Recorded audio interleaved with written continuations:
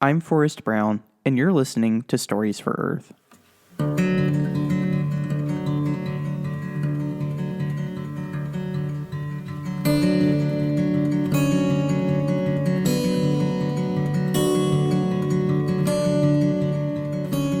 Welcome to Stories for Earth, a climate change podcast about stories that can teach us lessons of resilience for fighting the climate crisis.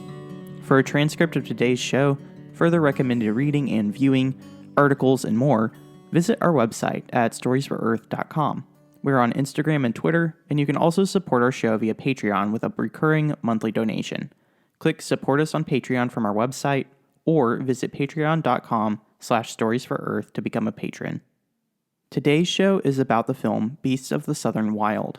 Don't worry if you haven't seen the movie before, as I'll tell you everything you need to know about it for our discussion. If you'd rather find out for yourself, stop the podcast right now, go watch the movie, and come back when you're done. There are lots of spoilers ahead. Regardless of whether you've seen the movie or not, I hope you enjoy today's show.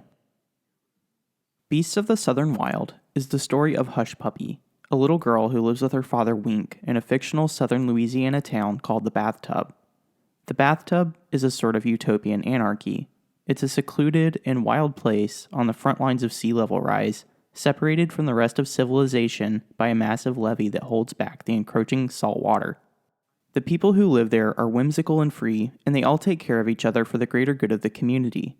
Hush Puppy lives with Wink in a trailer home on stilts, and when she's not at school, she spends her time playing in the woods around their house and learning lessons from Wink. Wink seems like a bad father at first. In fact, many viewers might think he's abusive. He threatens, screams, and shouts at Hush Puppy, and he lets them both live in nothing short of squalor. But Wink loves Hush Puppy more than anything, and he's hard on her because he's afraid he won't be around for long. He wants to prepare her for life. The movie never says what it is, but Wink seems to have some sort of heart problem that causes him a lot of pain and even makes him pass out from time to time. He's worried about what will happen to Hush Puppy when he dies, and he especially wants to train her for what Hush Puppy calls the Big One. The Big One is a powerful storm that will bring about the end of the world. Hush Puppy describes it best. One day, the storm's gonna blow, the ground's gonna sink, and the water's gonna rise up so high, there ain't gonna be no bathtub, just a whole bunch of water. But me and my daddy, we stay right here. We's who the earth is for. And the big one definitely comes. One night, Hush Puppy and Wink get into a fight, and Hush Puppy hits Wink in the chest. This seems to trigger Wink's heart condition, and he collapses on the ground, appearing to be dead. But something else happens here. We see shots of Arctic ice sheets breaking off into the ocean, unleashing ancient pig-like beasts called aurochs, and sending the big one. Wink regains consciousness just before the storm hits and gets Hush Puppy to safety, but not everyone is so lucky. In the morning, once the storm has subsided, Wink and Hush Puppy survey the flood damage from their makeshift boat made of an old truck bed with an outboard motor. The survivors soon discover that the salty floodwater has contaminated the bathtub's fresh water, so Wink and a few other men hatch a plan to blow up the levee separating the bathtub from the mainland. Wink and his friends build a pipe bomb and successfully destroy the levee, draining the bathtub just before FEMA comes to force everyone to evacuate to a hospital on the mainland. The hospital represents everything the bathtub isn't, and the bathtub survivors have a hard time trying to adapt. Wink gets surgery to try to fix his heart condition, but at the first chance, he breaks out and frees the others so they can escape. Once they arrive back in the bathtub, Hush Puppy must confront the aurochs before they trample over everything. She's brave and defiant, and she tells the aurochs, "I have to look after my own." They seem to understand her somehow, and they turn around to leave. This fulfills something Hush Puppy said earlier in the movie. Everybody loses the thing that made them. It's even how it's supposed to be in nature. The brave men stay and watch it happen. They don't run. Wink dies shortly before the aurochs leave, and Hush Puppy lights his funeral pyre. In one of the final scenes, we see Hush Puppy marching down the beach in a sort of ragtag parade with the other residents of the bathtub, boldly meeting her future and reclaiming her home. Beasts of the Southern Wild was not made the way most Hollywood films are made. Director Ben Zeitlin and his production studio Court 13 made the entire movie in a southern Louisiana town called Montague, of the quickly eroding Terrebonne Parish. Court 13 worked out of an abandoned gas station throughout the production of the film, and they built all the sets for the bathtub using found materials in the area. I don't know if it gets more authentic than that. Zeitlin calls Court 13's approach to filmmaking community-based, and he uses words like utopia when describing how they work together. This way of creating collaboratively worked better in New Orleans than in any other city, according to Zeitlin, which makes sense to me based off what I think I know about New Orleans. I've unfortunately never been. When I watched interviews with members of Court 13 to prepare for this episode, I got the sense that they were just as much a crew of pirates as they were a crew of filmmakers. They seemed totally immersed in the process, but they're hardly the only ones. None of the actors you see in the movie were professionals. They're real members of the community in Louisiana, which actually makes them better than professionals. Dwight Henry owned a bakery in New Orleans before playing the role of Wink, and the unforgettable Quvonjene Wallace was only 5 years old when she auditioned to play Hush Puppy. 5 years old. She went on to be nominated for the Academy Award for Best Actress after the film's release, making her the youngest person ever to be nominated in that category. Beasts of the Southern Wild blew audiences and critics away all over the world, and it's easy to see why. The people who tell the story of the bathtub aren't some actors from out of state. They actually lived the story of the movie. They know what it's like to go on the roof to escape hurricane floodwaters.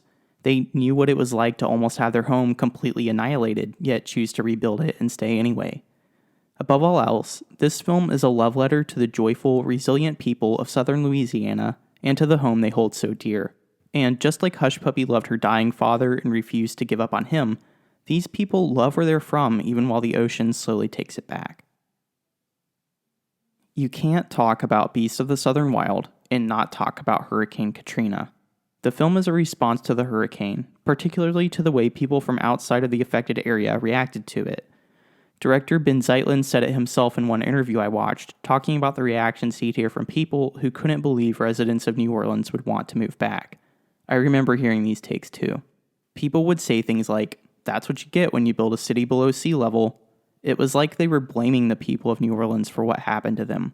"Of course your city was destroyed," these people seemed to say. "You people were dumb enough to put it right in front of a hurricane." Zeitlin left this out of his interview, but I heard much worse reactions. Perhaps you did too if you ever watched any Fox News around this time. A lot of the Christians in my life growing up tried to compare the destruction of New Orleans to the destruction of Sodom and Gomorrah in the Bible. This is the story from the book of Genesis, chapters 18 and 19 in the Old Testament, in which God destroys the ancient cities of Sodom and Gomorrah with fire and brimstone because the cities were so wicked. Abraham, an Old Testament patriarch, begged God not to destroy the cities if he was able to find even 10 good people there. God agreed to Abraham's terms, but he still sent 2 angels to the cities to destroy them in the end. Abraham lived elsewhere, so God sent the 2 angels to warn Abraham's nephew Lot to evacuate along with his wife and daughters. God was so mad at Sodom and Gomorrah that he even instructed Lot and his family not to look back as it was being destroyed. Lot's wife famously looked back anyway, and God turned her into a pillar of salt for her disobedience. It was the same situation with New Orleans, supposedly. A girl I went to school with even told me about her dad, a preacher, who spent an entire sermon series talking about why New Orleans got what was coming to them. To this day, I don't really know what exactly New Orleans was supposed to have done wrong. Was it the voodoo? The large queer community? The partying and gambling on Bourbon Street? I honestly don't really care to hear about it.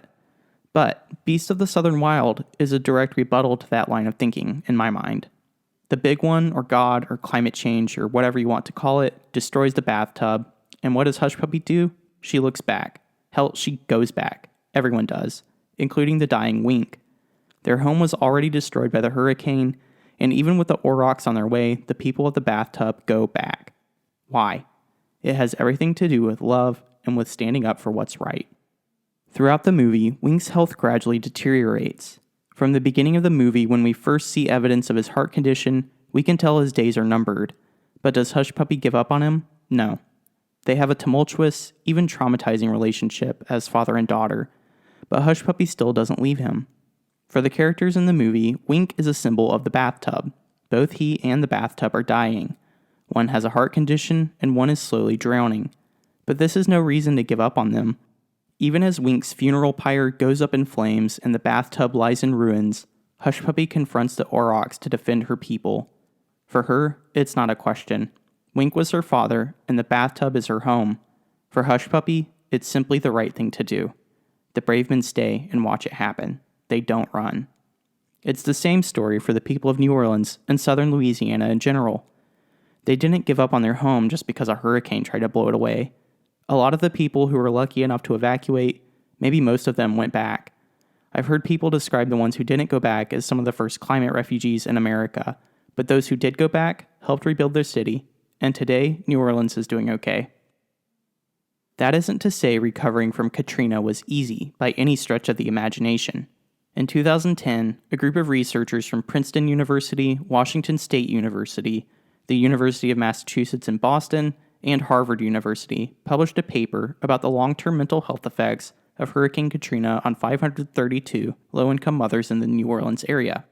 The researchers started surveying people in 2003, 2 years before the storm hit in August 2005, and they followed the same people for nearly 5 years after the hurricane. And what did they find? The mother's mental health never really returned to baseline. In other words, after Hurricane Katrina, these people were never the same. 4 years after the storm, about 33% of the mothers still showed signs of post-traumatic stress disorder, and another 30% suffered from psychological distress. While the researchers saw the worst effects on mental health during the first 11 months after the hurricane, many more people suffered for years afterward. These people had lost their homes and loved ones, and they had to go for stretches of time without knowing if they would have food or clean water. They were also scattered across 23 states immediately after the hurricane. They were refugees. Of course their mental health suffered. But studies like this one are sadly rare. The researchers who published this paper got kind of lucky. Their paper started out as a study of low-income adults enrolled in community colleges around the U.S. It just so happened that 3 of those colleges were in New Orleans, and the researchers had the good sense to draw the study out even longer to fill a knowledge gap in what we know about the mental health impacts of natural disasters. Hurricane Katrina was just one storm. Imagine how other natural disasters around the world might be affecting people there. I think back to March 2011 when a horrible earthquake and tsunami killed hundreds of people in Japan and nearly caused a nuclear meltdown. As recently as October 2019, a typhoon hit the very same region, testing Japan's resilience and recovery progress over the past 8 years. A month before this typhoon hit Japan, Hurricane Dorian hit the Bahamas as a Category 5 storm, the strongest category designation for hurricanes. The storm essentially sat on the country for 3 days, killing 70 people and causing nearly 300 people to go missing. The total cost of this disaster tallied up to $3.4 billion US. For a country with a GDP of about $12 billion, this is an unfathomable cost to rebuild. According to Yale Climate Connections, the verdict is still out on whether or not climate change will cause more hurricanes, typhoons, and cyclones, but for now, scientists feel confident that climate change will make hurricanes that send more rain and cause more destruction. These storms will be beastly, pun intended, and we should be putting in work now to develop the emotional resilience we'll need to face them head on and recover from them afterwards. Resilience is not so uncommon. We humans are a resilient bunch, and we've so far done a pretty good job of recovering from everything history has thrown our way. Take, for example, the Black Death pandemic in Europe during the Middle Ages. In just 4 years, the Black Death killed about 25 million people, nearly a third of Europe's population in the 14th century. Even before the Black Death, a 6th century plague pandemic called the Plague of Justinian killed nearly half of Europe's population. During this plague outbreak, nearly 10,000 people died every day in Constantinople.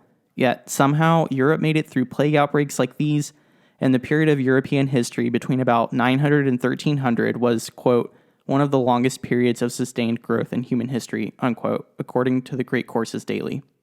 And this is only one example of humanity's ability to bounce back from major setbacks.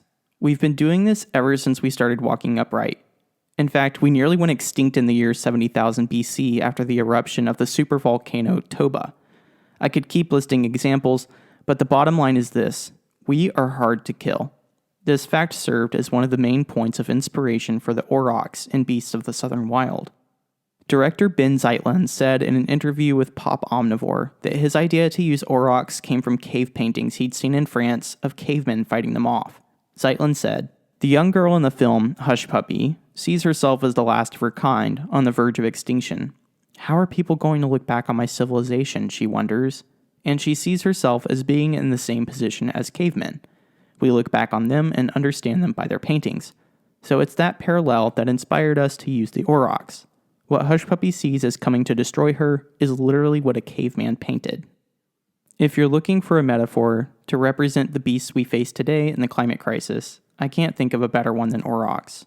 Aurochs weren't just made up for the movie. They were once real animals until they went extinct about 500 years ago. Unlike the porcine animals and beasts of the southern wild, real-life aurochs were more like extremely aggressive bulls. Hush Puppy's world is about to end because fossils come back to life. Sound familiar?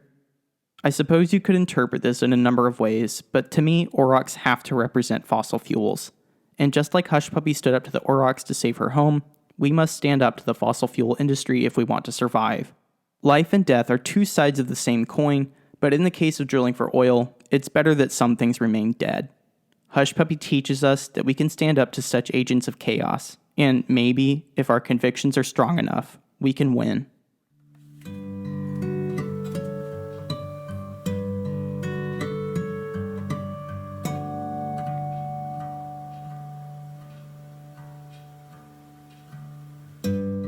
That's it for our discussion of Beasts of the Southern Wild and climate change.